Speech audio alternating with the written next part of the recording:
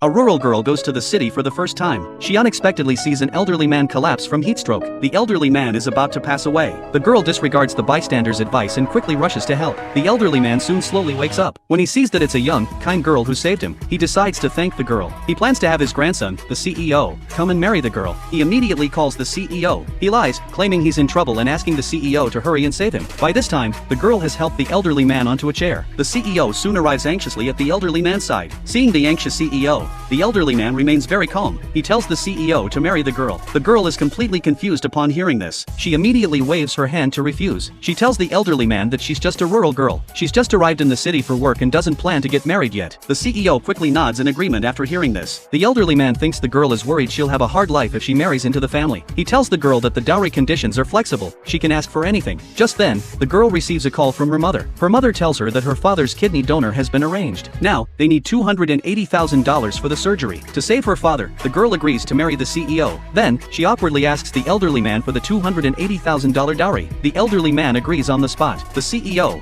believing the girl is a gold digger, unable to oppose his grandfather, he reluctantly marries the girl. The girl knows what she's doing isn't morally right. After the wedding, she tells the CEO she'll work to pay back the money. After saying this, she plans to head to her workplace. The CEO, out of kindness, offers to take the girl to work. The girl is very surprised when she sees the luxury car. She guesses the car must be worth $300,000. Seeing that there's a driver, she thinks the CEO is doing quite well in the city. However, the driver thinks that $300,000 might not even be enough to buy a brand name car. The girl soon arrives at her workplace. The CEO learns that she works at his own company, and that she's just a regular janitor. She also promises to pay back the $280,000 dowry. The CEO immediately realizes he's misunderstood the girl. The driver asks the CEO if he should give special treatment to the girl. The CEO says no, because Shin Group has always been clear about separating work from personal matters. The girl just arrives at the front desk to process her onboarding. The receptionist sees the girl's profile. She immediately mocks the girl for being from the countryside. The girl immediately retorts. She didn't expect that people in the big city are still divided into classes. As the argument intensifies, the manager walks over and tells them that the CEO will be here soon. If they keep arguing, they'll all be fired. To her surprise, when the girl hears the CEO's name, she can't help but think of her new husband. It turns out the CEO shares the same name as her new husband. The manager gets extremely angry when she hears this. She believes that she's the only one in the company who is a match for the CEO. Looking at the young, beautiful girl, she thinks the girl's intentions are not pure and that she's here to seduce the CEO. So, she angrily points to the floor and orders the girl to clean it up. The receptionist, taking advantage of her position, also tells the girl to leave if she doesn't clean properly. The girl can only endure the humiliation and crouches down to clean the floor. However, the manager intentionally makes things difficult for her. The girl feels deeply hurt by the humiliation from everyone. But when she thinks about the $280,000 she needs to pay back, and how good the job benefits are, she knows she can't afford to lose the job. But then the receptionist demands that she kneel to clean the floor.